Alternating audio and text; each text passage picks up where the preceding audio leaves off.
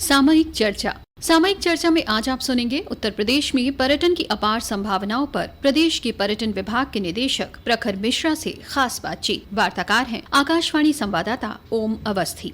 उत्तर प्रदेश में बीते दिनों हुए महाकुंभ में 60 करोड़ से अधिक लोग शामिल हुए। प्रयागराज पहुंचने वाले काफी लोगों ने अयोध्या, वाराणसी समेत दूसरी जगहों का भी भ्रमण किया। महाकुंभ ने उत्तर प्रदेश की पर्यटन की संभावनाओं को बड़ा पंख दिया है। ऐसे में उत्तर प्रदेश में धार्मिक पर्यटन के साथ इको पर्यटन को बढ़ावा देने के लिए क्या खास किया जा रहा है, देश ही नहीं बल्कि विदेशी पर्यटकों को आकर्षित करने के लिए क्या कदम उठाए गए हैं, प्रदेश में वेलनेस और रूरल टूरिज्म की संभावनाओं को किस तरह से शोकेस किया जा रहा है, इस सब पर बात करने के लिए हमारे साथ हैं उत्तर प्रदेश पर्यटन विभाग के निदेशक प्रखर मिश्रा जी। आकाशवाणी समाचार में आपका स्वागत है सर। धन्यवाद। अयोध्या में श्री राम मंदिर के निर्माण और महाकुंभ के बाद उत्तर प्रदेश धार्मिक पर्यटन के बड़े केंद्र के रूप में उभरा है। उत्तर प्रदेश के धार्मिक पर्यटन को लेकर आगे क्या खास योजना बनाई गई है? देखिए, उत्तर प्रदेश धार्मिक पर्यटन हेतु एक राष्ट्रीय एवं अंतर्राष्ट्रीय स्तर पर प्रमुख गंतव्य के रूप में उभर कर आ रहा है। विशेषकर अयोध्या, वाराणसी, प्रयागराज, उत्तर प्रदेश वैदिक सभ्यता के धार्मिक पर्यटनों में कई तरीके के गंतव्य उत्तर प्रदेश में मौजूद हैं।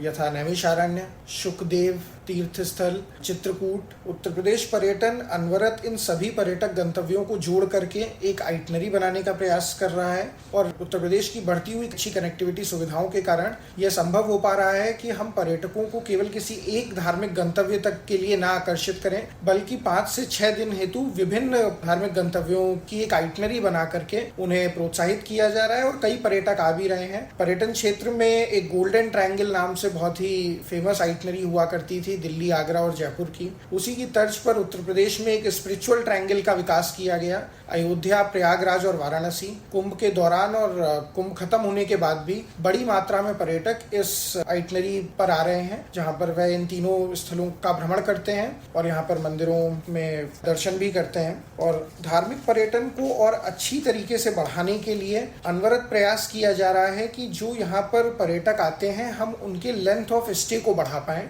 उन्हें ज्यादा दिन यहाँ पर रोकें। उनके एक्सपीरियंसेस में मंदिरों के अतिरिक्त यहाँ का जो एक समृद्ध इतिहास है, जो यहाँ की समृद्ध संस्कृति है, इससे पर्यटकों को अवगत कराएं। जी, धार्मिक पर्यटन के साथ ही उत्तर प्रदेश ने देश की पहली विस्टाडोम जंगल सफारी ट्रेन शुरू की है, उसके बारे में बताएं। साथ ही प्रदेश में इको टूरिज्म को बढ़ाने के लिए क्या कदम उठाए जा रहे हैं? देखिए, ये विस्टाडोम जंगल सफारी ट्रेन बिछिया और मैलानी के बीच में चलाई जा रही है। ये 107 किलोमीटर की दूरी है, जो कि लगभग 3.5 से 4 घंटे में तय करी जाती है। यह ट्रेन सुबह मैलानी रेलवे स्टेशन से जाती है और दुधवा टाइगर रिजर्व के जो प्रमुख 3 जंगल हैं, Katarnia Ghat wildlife sanctuary, Dudhwa national park एवं किशनपुर वाइल्ड लाइफ सेंचुरी, इन तीनों ही जंगलों के बीच से यह ट्रेन जाती है। तो अति मनोरम दृश्य इसमें देखने को मिलते हैं और एसी विस्टाडोम कोच के माध्यम से पर्यटक इन जंगलों से होते हुए जाते हैं तो उनको एक अनूठा अनुभव प्राप्त होता है और इसमें ट्रैवल करने के लिए बड़ी संख्या में पर्यटक आ रहे हैं। इसके अतिरिक्त इको टूरिज्म को बढ़ावा देने के लिए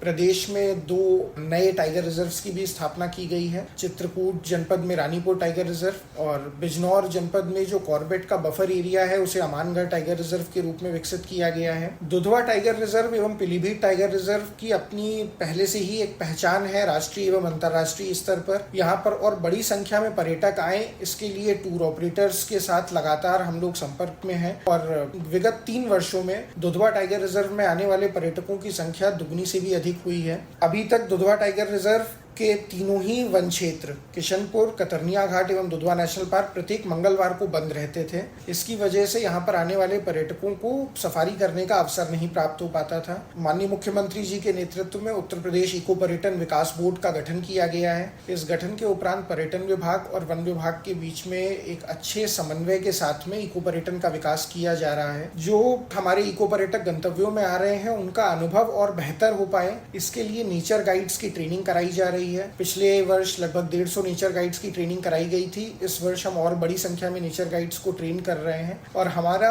जो इको पर्यटन में मूल उद्देश्य है वह संरक्षण को बढ़ावा देना, संरक्षण के प्रति जागरूकता उत्पन्न करना और इन वन क्षेत्रों के आसपास रहने वाले लोगों के लिए अतिरिक्त रोजगार का सृजन करना है। तो एक काफी संरक्षण को महत्वपूर्णता देते हुए यह इको पर्यटन कराया जा रहा है और नेचर गाइड्स को भी इसी हिसाब से ट्रेन किया किया जा रहा है कि वह आने वाले लोगों को जंगलों के बारे में ज्यादा से ज्यादा बताएं और केवल किसी एक वन्य जीव को देखने के लिए कि टाइगर दिखा दिया या राइनोसोरस दिखा दिया, इसके अराउंड फोकस करने के स्थान पर एक पूरे जंगल के अनुभव को हम अपने इको टूरिज्म के माध्यम से पर्यटकों तक पहुंचाना चाह रहे हैं। जी, जैसे आपने बताया कि इको टूरिज्म के जरिए पूरे जंगल से जो है आप पर्यटकों को रूबरू करा रहे हैं, वहाँ के माहौल से रूबरू कराने का प्रयास कर रहे हैं। तो ये धार्मिक और इको टूरिज्म के साथ ही बुंदेलखंड क्षेत्र में पर्यटन को बढ़ाने और प्रदेश में वेलनेस टूरिज्म को बढ़ावा देने के लिए किस तरह की कोशिशें की जा रही है?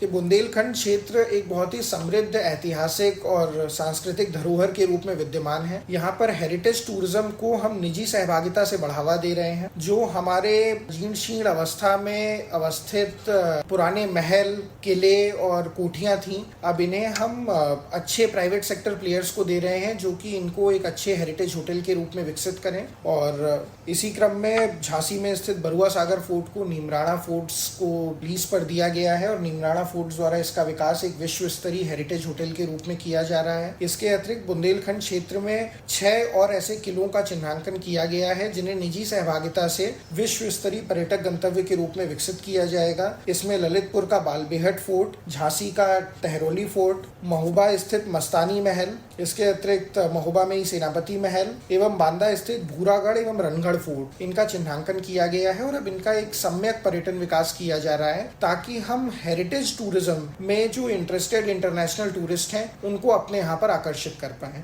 इसके अलावा जो बुंदेलखंड क्षेत्र है, यहाँ पर एडवेंचर टूरिज्म, वेडिंग डेस्टिनेशंस के विकास भी करे जा रहे हैं। वेलनेस सेंटर बुंदेलखंड क्षेत्र में ही एक झांसी में शतम जीवा के नाम से बहुत अच्छा वेलनेस सेंटर इस्टेब्लिश हुआ है। पर्यटन विभाग ने इन सभी क्षेत्रों में भूमि का चिन्हांकन कर लिया है और अब निजी सहभागिता से अच्छे वेलनेस रिजॉर्ट्स को डेवलप कराया जा रहा है। जी, उत्तर प्रदेश में ग्रामीण क्षेत्रों की अपनी खास दुनिया है, ऐसे में रूरल टूरिज्म की कितनी संभावना है और इसे किस तरह से पेश किया जा रहा है? उत्तर प्रदेश में रूरल टूरिज्म की असीम संभावनाएं हैं। उत्तर प्रदेश सांस्कृतिक, धार्मिक, ऐतिहासिक विरासत को संजोए हुए एक अनूठा प्रदेश है। तो यहाँ की जो विरासत है वह यहाँ के गाँवों में है और कई सारे लोग बदलते हुए परिवेश में जो मेट्रो सिटीज हैं, यहाँ पर रहने वाले लोग अपने शहर की भागदौड़ से दूर एक गाँव की जीवन शैली में अपना समय बिताना चाहते हैं। इसके लिए उत्तर प्रदेश पर्यटन द्वारा 229 ग्रामों का चयन किया गया है। इन ग्रामों में विलेज कोऑर्डिनेटर्स अपॉइंट करे गए हैं जो कि गांव में रहने वाले लोगों के बीच में एक पर्यटन को लेकर के पॉजिटिव एनवायरनमेंट क्रिएट कर रहे हैं। इनकी ट्रेनिंग लगातार कराई जा रही है और होम स्टेज का विकास किया जा रहा है इन गांवों में। और इन सभी गांवों में एसएचजीज बनाई जा रही हैं, सेल्फ हेल्प ग्रुप, ताकि गांव में आने वाले पर्यटकों को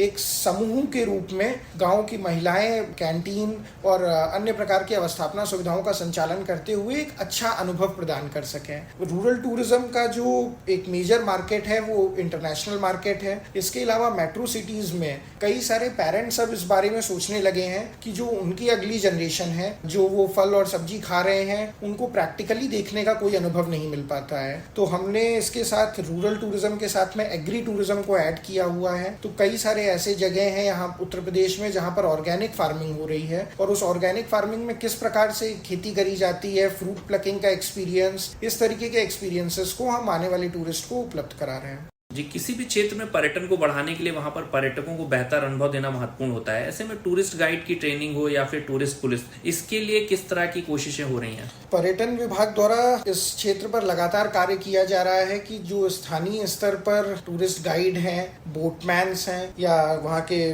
टैक्सी चलाने वाले लोग हों या हमारी टूरिस्ट पुलिस हो, इन सबको हम एक टूरिस्ट फ्रेंडली रूप में एक्ट करने के लिए लगातार ट्रेन कर रहे हैं। इस क्रम में लगभग 5000 टूरिस्ट गाइड्स की ट्रेनिंग अब तक करी जा चुकी है। महाकुंभ के दौरान प्रयागराज में कार्य कर रहे विभिन्न नाविकों, विभिन्न दुकानदारों और अन्य प्रकार के व्यवसायों से जुड़े हुए लोग जो कि पर्यटन से संबंधित थे, उन सभी की विस्तृत ट्रेनिंग कराई गई और उनके अंदर एक हॉस्पिटैलिटी की भावना, एक अतिथि देवो भव की भावना का सृजन करने हेतु पर्यटन विभाग कार्यरत है। जी, आपने जिस तरह से बताया कि उत्तर प्रदेश धार्मिक, इको और रूरल टूरिज्म में लगातार बेहतर कर रहा है और आने वाले दिनों में देश के पर्यटन केंद्र के रूप में उभरेगा, आकाशवाणी समाचार को इस बारे में विस्तृत जानकारी देने के लिए आपका बहुत बहुत धन्यवाद। धन्यवाद। सामयिक चर्चा में आज आपने सुना उत्तर प्रदेश में पर्यटन की अपार संभावनाओं पर प्रदेश के पर्यटन विभाग के निदेशक प्रखर मिश्रा से खास बातचीत। वार्ताकार थे आकाशवाणी संवाददाता ओम अवस्थी।